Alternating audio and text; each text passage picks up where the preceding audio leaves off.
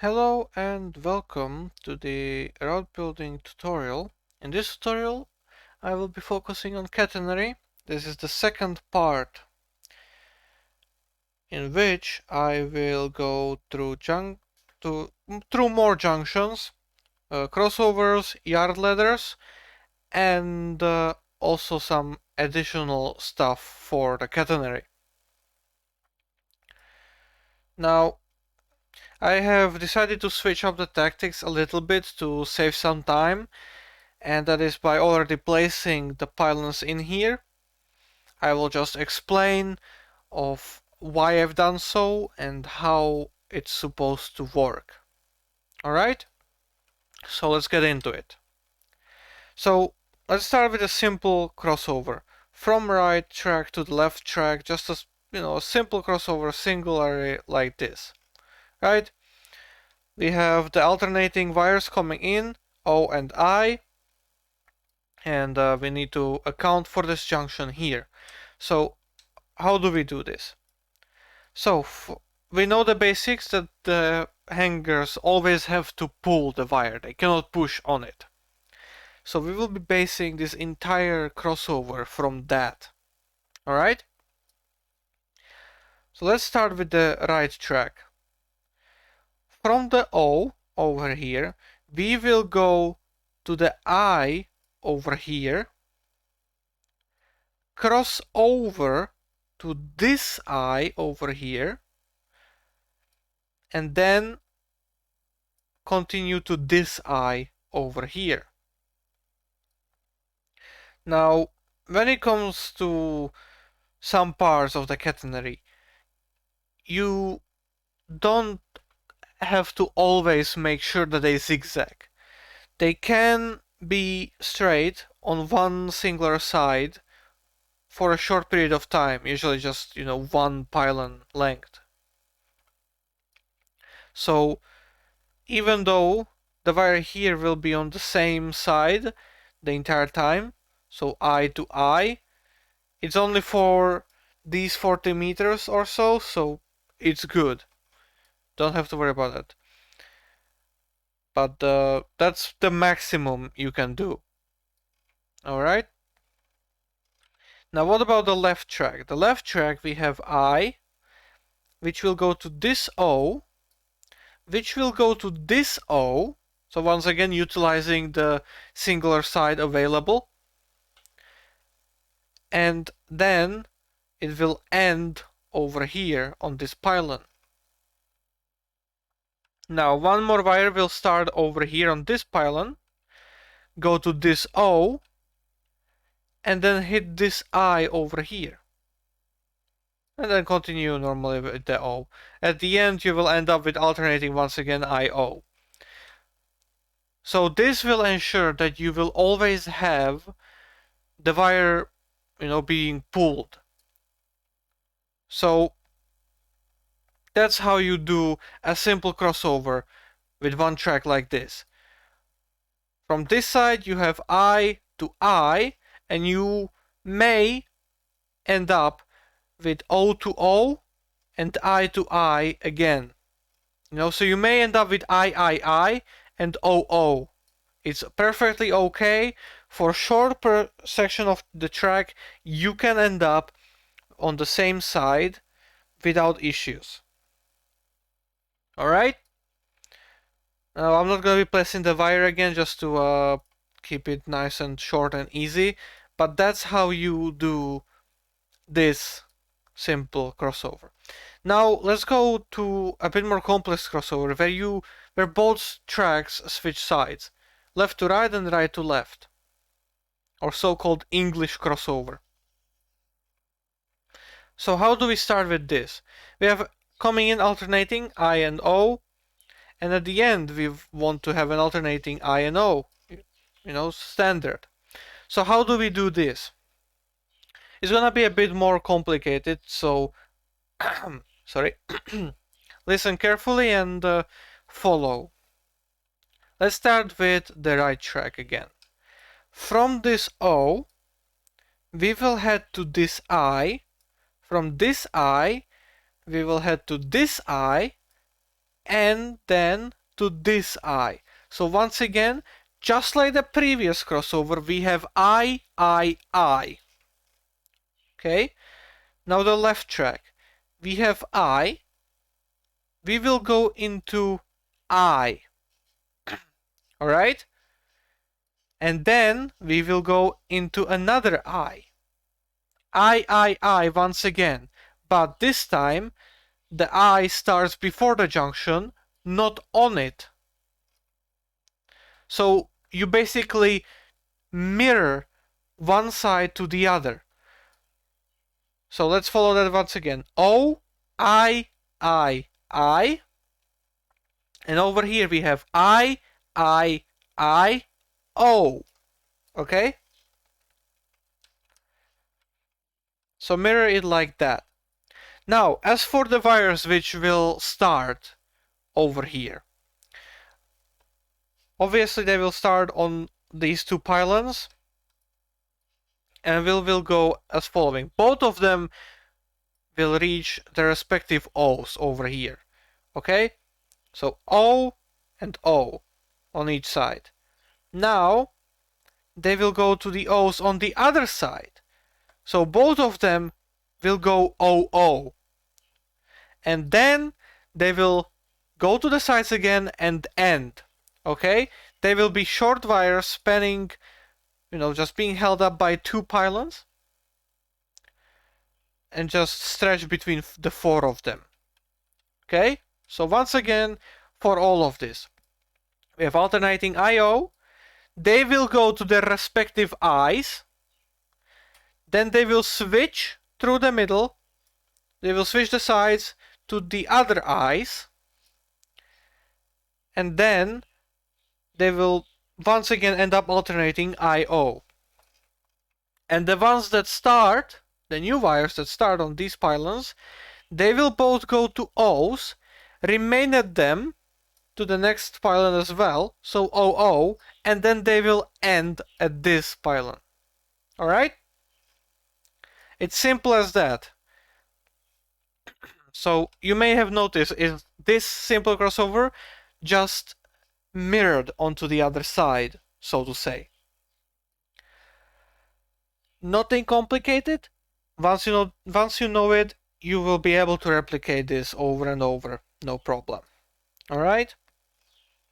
Now, sometimes it may happen that you will have, these junctions very long. So what to do in that case? Well, it is perfectly okay to put in a gantry, for example. Gonna use the yep, alright, this one. I'm gonna use the 2-track gantry over here, over the middle, to align it like that. Then you should place, if you're using this catenary set, if you have some other catenary set, then you will have to work with that system, but for this catenary set, you place an invisible track running through the middle in between. And now, into there, you put the Gantry Supports for I/O. So this one that can support both I and O, but in a gantry form. You align it onto the one invisible track that you've placed in, like that. And recommended as well is to give the two outer tracks, the straight tracks, also hangers like this on the other side. Now what will this do? So let's go through this entire thing again together. IO will go to the respective I's, and now what's gonna happen is that this right side I will go to the left side I, to the left side I, and to this I, alright? Now, over here, this I goes to this I. From this I, it will go to the right I, and then I and O, okay? So we're just inserting another I into there. Alright, I hope you're following so far. So we have an I, and we have O, I. Alright? However,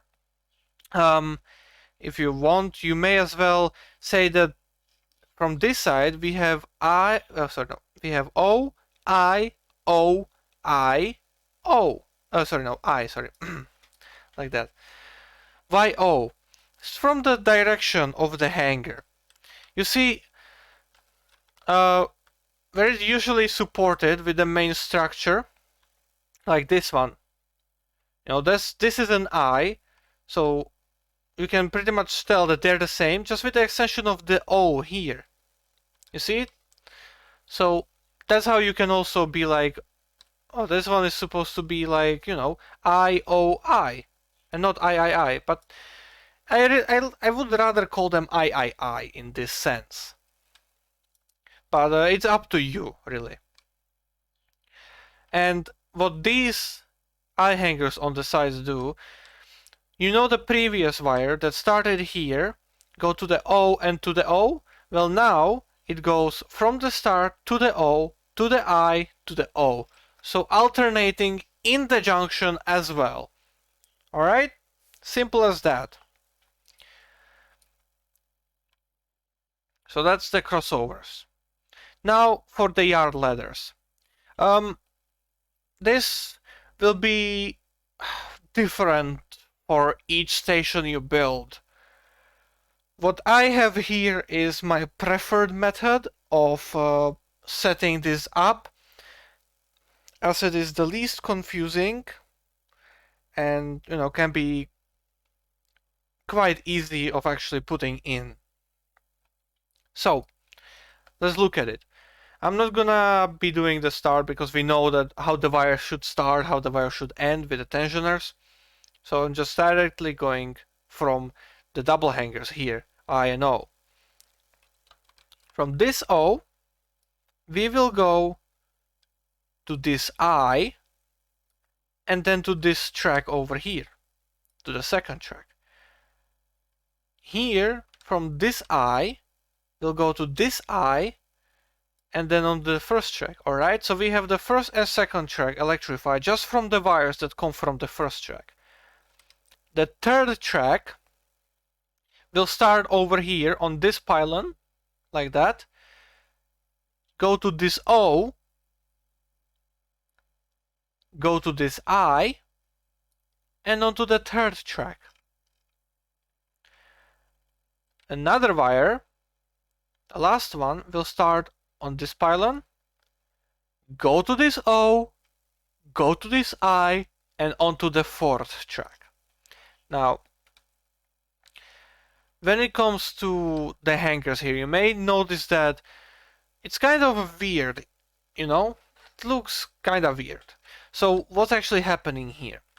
I'm trying to keep the general zigzag in here once again, which results in me using, you know, you can replace all of this with just gantries. But it will be a bit harder for you to make the new catenary wires, you know, to start and end.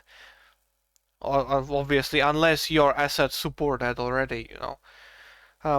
In my case, this is the easiest format of doing this. In your case, it can be easier to use gantries over here. But the position of the holders and the wires remains the same. So, from this eye goes to this, I'm gonna call them O, even though their eye is just on the other side. I'm gonna call them O, to this eye, to this O. You can see that the last one is just full of O's, and this previous one has an eye on this side, nothing here, and two eyes over here. So how does it work? Well, simple as that. They have to pull, so from this eye it goes to this, and then this. From here it goes directly to this one, and from here it goes to there and there, right? This way you will end up with all the wires on the same side. So that's like really the best what you can have. Now, there are obviously other options for you to make this. It really depends on how much thought you put into it and how much you want to play around with it. You can end up creating something that's very unique, you know, or something in your own style, or maybe recreate something realistic. But yeah, this is generally how you should approach it. Now, I also have this kind of intersection, these crossovers, right? I didn't place any pylons here. I'm just going to explain what would like be the best possible solution for this. And I'm gonna be doing that as I place the gantries and stuff in here, right? I'm gonna start with the forger gantry. Place it like this and like this, for example. Maybe also one more over here to keep 35 meters between them. 35, not really a nice little number, but it's good enough for this. So how would we approach something like this? Let me grab the hanger, the holder,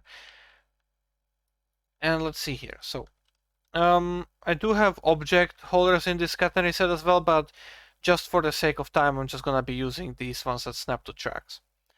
So over here, you're most likely gonna be using this holder. Coming off from this track, you need to make sure that the wire stays above the track, you know, it gets pulled, right? So I'm guessing over here, just to keep the symmetry, you're gonna have it like this as well on this side. Obviously over here, you're also gonna have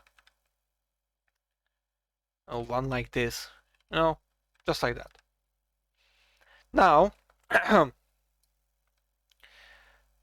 over here, I usually recommend moving the gantries to be really like between the junctions, so like this. So you will break the distance between them. Now you put another one here, but on the other side, to keep within the alternating, within the zigzag. Right? And you do the same over here. So how will this work? You know, this looks kind of weird, doesn't it? Now, generally, yes. This kind of crossover can be a bit tricky. Now that is mostly because the junctions themselves are outside of the crossover. These ones are within the crossover. These ones are outside. So the junctions are longer, the tracks are longer, the turns are smoother. But the catenary, oh, it will hate you. So how to do this? Well, you just put the wire in here from this side to this side, and from this side to this side. All right. Now, of course, different catenary sets allow for different approaches to, you know, these kind of things when it comes to crossovers, right? The Danish catenary, for example, allows you to place another secondary wire, or just like a metal bar, holding from here to here, and from here to here. You know, just to like cross it over even more, so that the pantograph doesn't leave the wire. Other catenary system might not allow this kind of modification, you know. So you will have to get very creative with using just the crossing of the wires to make sure this kind of crossover works. right? In all the cases, you need to make sure that the pantograph does not get a chance to leave. Now this is literally on the edge of what you can do. Let me try placing a train here. You see, it's just enough catches the wires as it goes through the turn. You know? So this is good. You don't have to make any modifications, just 2 wires crossing like this is good enough. From left to the right, and from left to the right. You know? I-O, in other words. If you have a good angle on the junctions, you've just done a good job. If it doesn't work out, well, then you will have to find a different solution. Either start a new wire or figure out if a modification is possible, and you know, stuff like that. That's why generally having the junctions be contained within the crossover is better, because the margin of error is much lower. You get the chance, you know, you can just do the exact same thing I've done here on this one, but you don't have to worry about you know, the train going loose, the pantographs going loose from the wires. You know, they will stay under no matter what, because the wires will be just crossed enough and the tracks will be close enough that the train will be able to transition without issues. Unlike here, where it's literally on the edge of the transition. You know, see, just little bit, you know. So careful with these. It's simple to make them, but it's also very easy, very simple to make errors. And once you make an error and you have to redo this, that's when it becomes very like time consuming and maybe even a bit harder, because you have to figure out which angle and like how to do this entire thing. All right, so that's that. Now as for the last thing that I have here, or well, one of the last, is that catenary is not infinitely long. You know, there's a finite length limit to how long a catenary can be. And that is because, you know, it obviously is steel wires. They weigh a lot, right? And the cable reels that they get transported on are only so big. And the wires are very thick. They have to, you know, transport a lot of electricity, which if you have a very thin wire could end up with, yeah, not exactly something that you want to deal with. The wire will overheat and rupture. At which point, well, you might as well get something new in there, new replacement wire in there. And if something does go wrong, well, what are they going to do? Replace 20 kilometers of wires? No. No. Things do go wrong, even, you know, when you least expect it. A hanger can only hold up so much for so long and might eventually fall, you know, at which point the train, the pantograph might catch the cables and rip apart the entire section of the wires. No, and now you have a torn out wire, you know, that's stretching for countless of kilometers. So that's why the length is usually limited to surprisingly short amounts. So just from like 100 meters, like over on this junction would probably be, to like maximum of, I would say, maybe 1 or 2 kilometers. Because really, who wants to replace a long stretch of wire just because of a small problem? You know? Rather have a short section felt than a long section. So how does the transition work? One wire has to end, other has to take its place. there has to be some kind of exchange from old wire to new wire between the sections. So let me show you how to do that. When I use this, that's gonna be our incoming wire. When I use this, it's gonna be our new wire. So how do we go? We have the new wire coming in on the O hanger here. That one will go to the I hanger here, and then switch over to the O hanger here,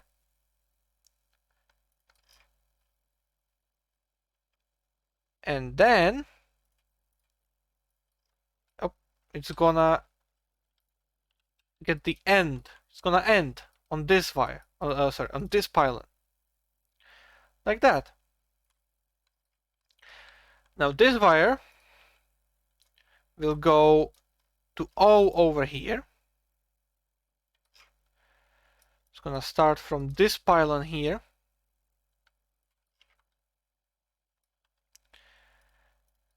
From that O, it will cross over to this I. And from this I, it will continue straight on into the O. So this is how the wire exchange works. The wire that comes in mixes in with the new one and then turns off, ends. Well, the new one starts here, mixes with the old one, and then leaves straight on. Alright? Simple as that. That's how the wire exchange works. Now, one more thing that I have to warn about when it comes to turns and catenary is superelevation. You see, when you tilt the tracks, you are inevitably also, tilting the train. Or maybe the train has a tilting mechanism. Now, obviously, nothing new, and it's the purpose of superelevation, to tilt the train into turns for more comfortable rides, maybe even faster speeds. So what does that present for catenary? Well, you have to kind of move it a little bit. You see, when you have a turn that's superelevated, only a train that's superelevated, the pantograph will go to the side a bit more. On this turn, for example, if a train is traveling in the direction we are looking, so turning left, it will be also tilting to the left. And so the wires have to account for that superelevation, for that tilt. That's why using eyes is not really an option anymore here. Neither is the usage of O's. Instead, what you should use are C's, so center ones, or inverted eyes. Now, inverted eyes I don't really recommend. They're terrible for this usage, but you may find some kind of usage for them. But really, the main, the most, or like the best usage in here gets the center ones and the inverted center ones. So let me show you. For example, we have, I'm gonna use the DostackoCZ again. So obviously we have the IOs, but we also have the C. And the C is in the middle, like that. Precisely. So while the I and the O can be reaching out of the pantograph, moving the wire past the pantograph on the sections where the wire is, held up by them. Those are the sections where the wire will be the furthest from the pantograph, and is also the point at which they might not be over the pantograph anymore, which may result in the pantograph going up, catching the wire and ripping it off. So that's why you should use the center ones, Cs. They will be... You may need to adjust the spacing a little bit to make them a bit closer together, but not really needed for most of the turns, to be honest. Because you're essentially just shifting from what would have been the I to what is now your new I. You're turning the C into the I because of the superelevation. So, you just use a bunch of C's like this, and they will make sure that even though the wire might now cross over the rail, the inner rail in the turn, it's okay because the entire train is tilting, and the pantograph will be crossing the rail as well. But it's always good to keep an eye out on it so that you still manage to get it good. So yeah, in super elevated turns, the center catenary hangers are the gold that you should be trying to find. I'm trying to think of what I forgot. As for the recommended catenary sets, in the previous episode I forgot to mention that a full catenary set on the DLS is also the Polish one by Ziut, the Czech one, alright, the Czechoslovak one by Use.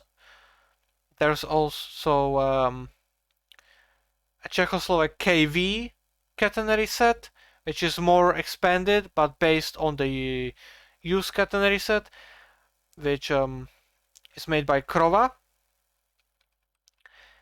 And the German ones, which I've already mentioned. So yeah, Flachmaßfahrer, Draht, and yeah. I guess that's all, to be honest. Covered pretty much every situation that you could encounter, including some that you probably never thought about. And yeah, thank you for watching. I hope that you've learned something about catenary and how to build it in trains. And yeah, I expect more electric routes now. Thank you for watching and see you next time.